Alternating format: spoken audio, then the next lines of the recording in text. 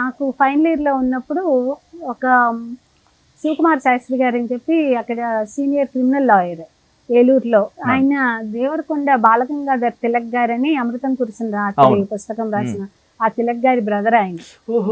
ఆయన అక్కడ senior criminal lawyer గా ఉన్నారు.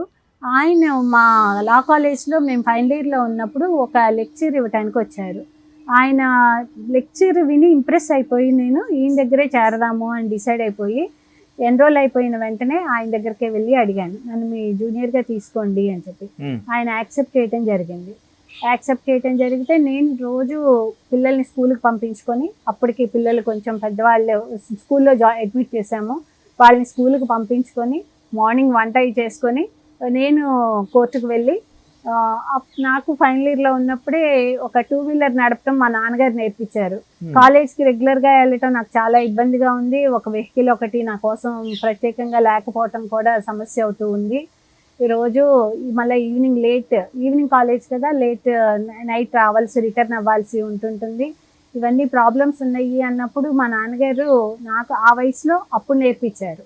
2 పిల్లల తల్లిగా ఉన్న నాకు ఒక లూనా డ్రైవింగ్ నేర్పించారు. ఆ లూనా అట్లాంటిది ఒక బండి సొంతంగా తీసుకొని దాన్ని డ్రైవింగ్ చేసుకుంటూ నేను కోర్టుకి అవి కూడా వెళ్ళేదాన్ని. తర్వాత ఆ బండి మీద అలాగా కోర్టుకు వెళ్ళి మధ్యాహ్నం వరకు అక్కడ ఉండి ఆ కేసులు అవి అబ్జర్వేషన్ మెయిన్ ఎక్కువ యాక్చువల్గా కోర్టు అబ్జర్వేషన్ చేయగలిగే వాళ్ళం. ఎక్కువ అవకాశాలు మాకు కూడా వచ్చేవి కాదు. ఆర్గ్యుమెంట్ ఏదైనా చెప్పాలి చెయ్యాలి అన్నా కూడా వచ్చేవి కావా, రానిచ్చేవాళ్ళు కాదా? రానిచ్చేవాళ్ళు అని చెప్పి నేను అనుకోను, వచ్చేవి కావు. ఎందుకు అంటే మా సీనియర్ మాకు ఇవ్వాలి అని అనుకొని కొన్ని కేసులు మీరు చెయ్యండి అన్నా కూడా క్లయింట్స్ అబ్జెక్ట్ చేసేవాళ్ళు.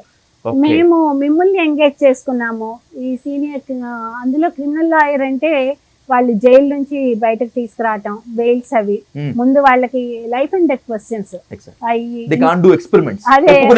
అదే వాళ్ళు ఒక జూనియర్ లాయర్ వచ్చి ఆర్గ్యుమెంట్ చెప్తే మళ్ళీ వస్తాయో రాబో బెయిల్ కానీ రాకపోతే మళ్ళీ మాకు ప్రాబ్లం అవుతాయి, మీరే చెయ్యాలండి అని చెప్పి ఆయన బ్రతిమలాడో బామాలో ఆయనతోటి చేయించుకోవాలి అనుకునేవాళ్ళు.